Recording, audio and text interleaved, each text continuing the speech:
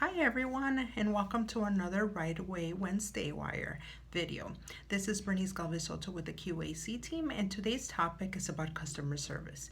You might say, well, Bernice, I am very used to smiling to everyone, saying hi to everyone, good morning, good afternoon, but today I'm here to actually expand from there and give you a little bit of more of why customer service is important and the business of healthcare. Now, why am I calling it a business in healthcare? I'm calling it a business in healthcare because our goal and our mission daily is to provide effective, quality healthcare services. Now, we do this by providing and giving the best of our clinical expertise as well as our best business expertise. Why? Because we serve both a business line as well as a medical line. When are we serving a business line? I must clarify with you that when we are serving a business line, we are looking at the form that we actually explain ourselves, present ourselves to facility staff, to family members, to facility guests, even to former patients. On the other hand, we are serving the medical line when we are actually providing the best quality of care and interventions to our current caseload or our current patients. Now, whether we are providing services for the business of healthcare or for the medical line aspect, we must take into effect that there's a lot of things that contribute to providing the best and the most effective customer service, whether you are approaching a customer, which I have identified customers as facility staff, family members, or former patients, or you are interacting with your current patients. The changes are, or the goal is to attain patient satisfaction, improve clinical outcomes, and more importantly, to make an impact on somebody's life. So I'm going to give you a little bit of some brief tips that might actually assist you as you start looking at customer service in another perspective. The first thing is making sure that you guys share the same objectives or the same vision. Now, you might say, well, who are these people that are sharing the same vision or the same objectives? Well, you and the individuals that you are interacting with. By sharing the same objectives and vision, this actually leads to positive outcomes. Now, I can actually ask everybody, refer to your vision statement, to the facility's vision statement and mission statement. And I can assure you that all of them across the board are the same. The goal is to provide the best quality of care in the most effective way. So, if we are to actually get our patients more involved, our families more involved, or the facility more involved in every intervention that we are trying to provide to our patients, to our customers, I can assure you that better outcomes are going to come from that, which leads me to my second tip, which is teamwork. That is actually working in teams, making sure that everybody understands their scope of practice, that everybody respects each other, and then you guys are there for each other, especially in the therapy gym.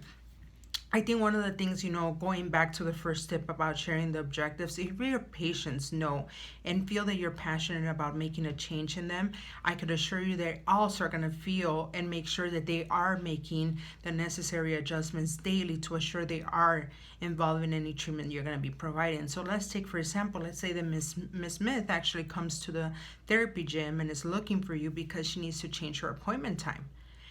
Teamwork requires that whoever is present in the therapy gym assists Miss Smith and that they're not waiting for you to actually come over and take over. So the best course of action will be to assist Miss Smith on rescheduling that appointment. Poor and not effective customer service will be to tell Miss Smith, well, guess what? Bernice is not in the therapy gym. You're just going to have to come later, and that's it. That actually leads to, my third tip, which is basically making sure that we use feedback constructively. I don't think there's anything that we shouldn't describe feedback in general as positive or negative. Why? Because the positive means that we think that we are doing things to perfection and we're not making change, versus the negative, we might take it too hard and we might say, I went above and beyond and it still came back to hunt me, so the next time I'm just going to be more cautious. All feedback should be taken as constructive feedback, and we get a lot of constructive feedback from clients, from customers, from patients, through, for example, discharge surveys. These discharge surveys gives us a rating. There might be an instance where, or there might be a question within that survey that asks, how flexible was the therapy staff? How much teamwork did they actually show? And in the case of Miss Smith, that little incident where she actually was told there was nothing that could be done and had to come back because Bernice was not in the therapy gym might lead to a score of 0 versus 5 being the highest. So rather than saying, I went above and beyond for Miss Smith, is actually analyzing the entire case. What could have led for Miss Smith to actually give me a score of a 0 rather than a 5? And we might actually discover that part of that was that we actually gave the impression that there was no teamwork, that we did not care for the outcome. We did not appreciate the fact that she actually came and followed the instructions given to her from the initial plan of care, which it was making sure that she had open lines of communication about her care.